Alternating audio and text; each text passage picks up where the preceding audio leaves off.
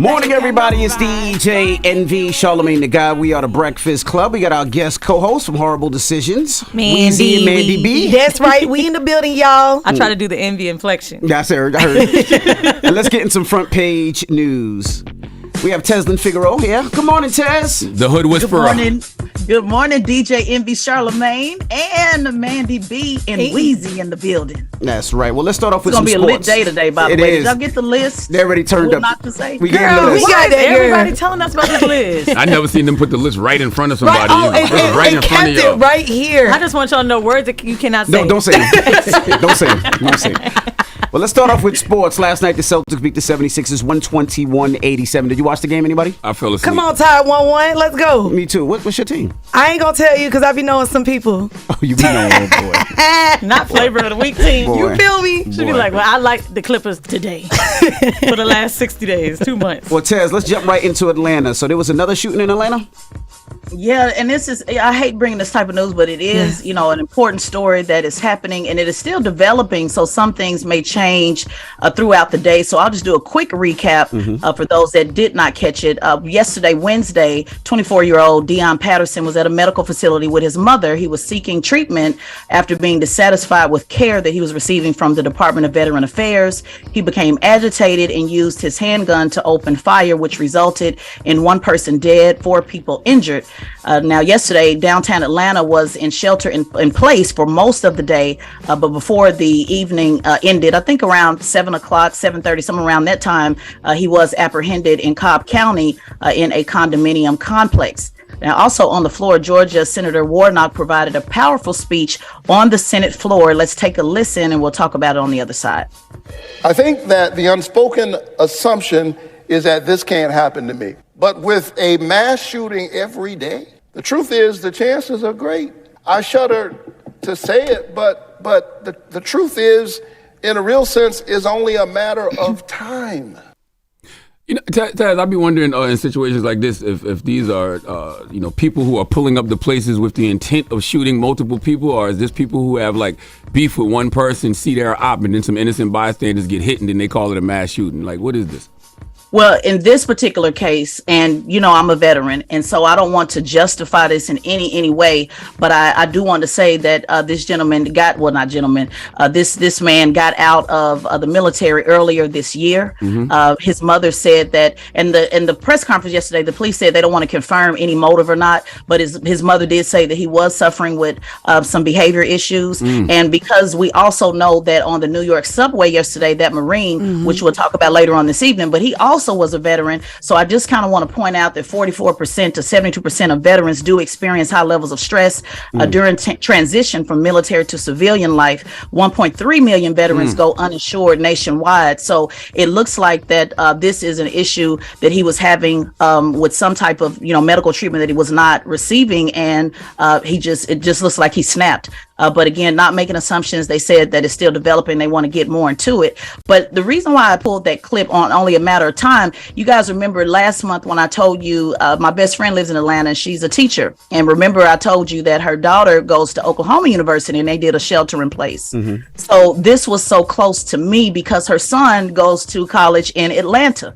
So within 1 month, she's had 2 children, 2 college children that have had to shelter in place, one in OU, one that went to college in Atlanta, and she's a school teacher. So every day she goes to school on high alert. So just the anxiety of when she called me just in tears. And it's like, how can you have 2 incidents, 2 different children, 1,000 miles away, having to shelter in place and still got to go to school in the morning, wondering if it could be you. So when Senator Warnock said it's only a matter of time, I just feel like it's closing in on us, guys. Like getting closer and closer. I will say this though, and not to say that it's that it should have happened, that he should have shot anybody, but when it comes to those vets, I understand, man. They go overseas and they risk their lives for our country, for our freedom. Then they come back and they're treated like dirt. And they just made a movie on it about a year ago. I seen it on the plane the other day. It was the same situation. The vet came home, he needed his money, he couldn't get his money, and he was homeless. At the bank, yeah. Yes. And I understand because Think about it. They fight for our country. They could Absolutely. die. They put their life on the line, and we come home and we treat them like our government treats them like ish. And Ted said something that's real that I never crazy. thought about. It's something we don't talk about enough. Is there some type of halfway house for people who just came home from the military, Right. just came home from war? Feels like they need some type of treatment So before they get back into society. There's not. So both of my siblings, my brother and my sister, they're both Army vets. One served in Iraq, like went over in Iraq around right after 9/11, and my sister just got back. She did South Korea, she did Germany. She's done 7 years. And now she's just back in school, and they both just went right back into work, right back into civilian life. And so there hasn't been really any therapy for her to talk about. And she's went through things that she's like, I can't tell you. I can't talk. I can't talk to you guys about it. So isn't it crazy how you could almost walk onto an airplane, you get the pre-board, and you get all these little special things everywhere else, but from your own government, you don't. That's right. Yeah. That's That's right. right. Well, thank you, Tez. We'll see you in a couple minutes. Thanks, Tez. Absolutely. All right, Peace. get it off your chest. 800-585-1051. If you need to vent, phone lines are wide open. Again, 800-585-1051. It's The Breakfast Club. Good morning. Morning, everybody. It's DJ NV, Charlamagne the Guy. We are The Breakfast Club. Now let's get in some front page news. We got our guest hosts, Weezy and Mandy B from Horrible Decisions here. And, of course, Teslin Figaro, who holds us down with front page news. Now, start with sports quickly. 121-87, the Celtics beat the 76ers. And let's get right into it. Now, I seen yesterday a New York City subway rider was killed. A man put him in a chokehold. Yeah, this is a very unfortunate story that's going on in New York. Jordan Needley was allegedly throwing trash on a subway, yelling at passengers, acting erratically. Witnesses said that he was yelling, "I don't have food, I don't have anything to eat, and I'm fed up." So things quickly escalated. 24-year-old Marine tried to subdue him by putting him in a chokehold and held him down, so long that unfortunately he lost his life. Now, this 24-year-old was brought in for questioning, but no charges have been filed as of now, and activists are very upset by it. If you guys have saw on social media, people have been talking about it. I know some activists have been developing protests around this and really, trying to demand that there's some type of justice.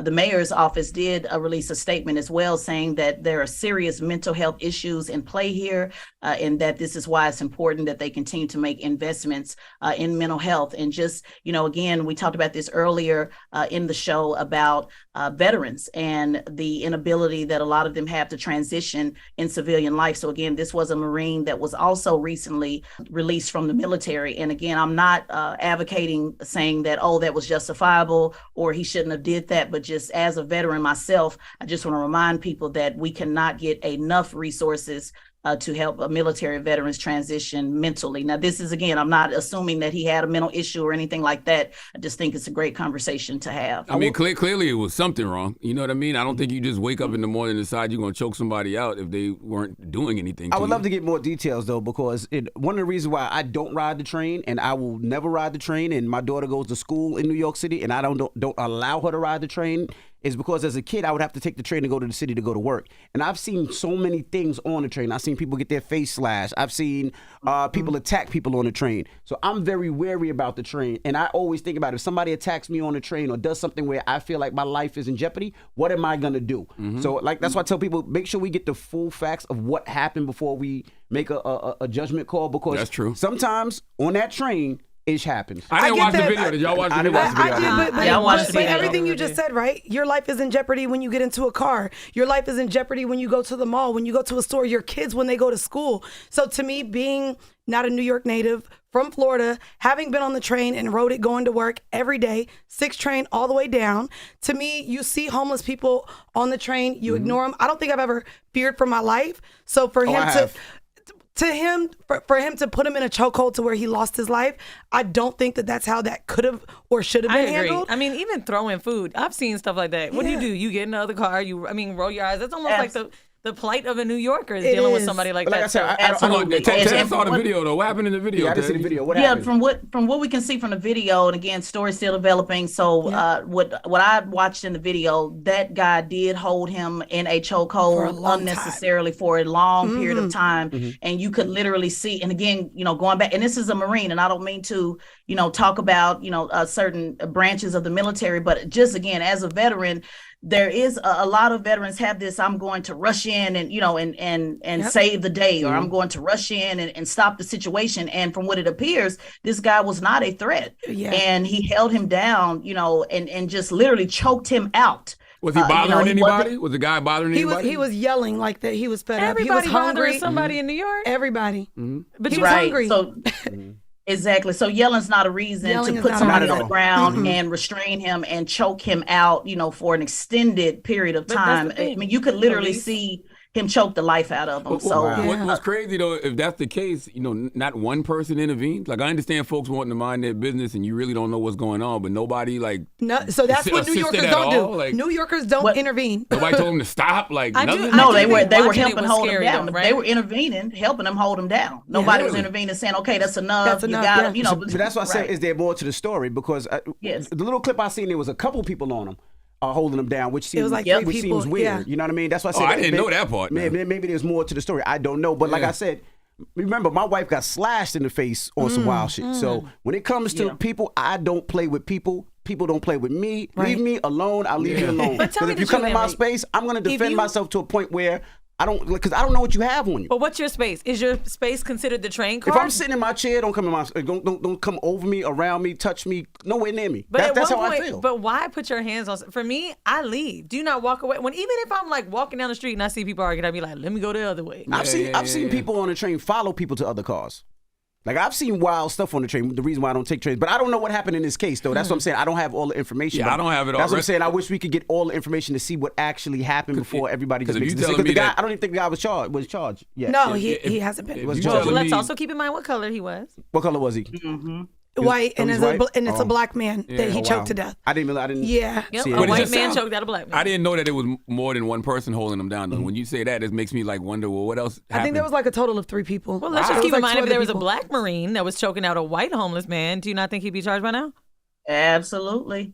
So again, these stories happen, and then we don't have all the facts yet, and I'll definitely stay on top of this and see what's going on. But just from what I could see, what they were spreading around on social media, he certainly held them down for a long period of time. And it just kind of reminds me, just as a side note, you remember when I came to the Breakfast Club and was advocating years ago for Donald Neely. Remember the mental illness guy? Yep. Remember? And this guy's name is Jordan Neely. So it just kind of reminded me, and they put a rope around Donald Neely's neck and paraded him through Galveston, Texas, for those who are not familiar with that story.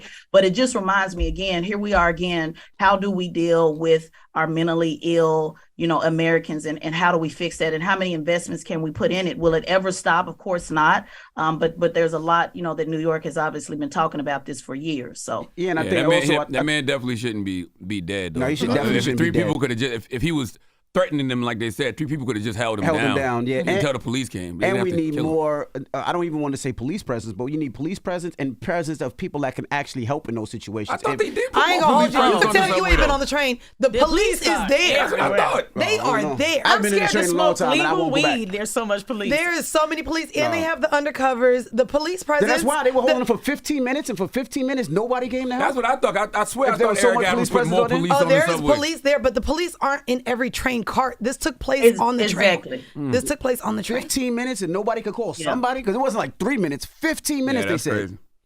Well, I know, Tez, I know you had another story, but we got to go. No, this was a great discussion. No, I'm glad to be here. But get the whiteboard out for the ladies on the words what they can and cannot say.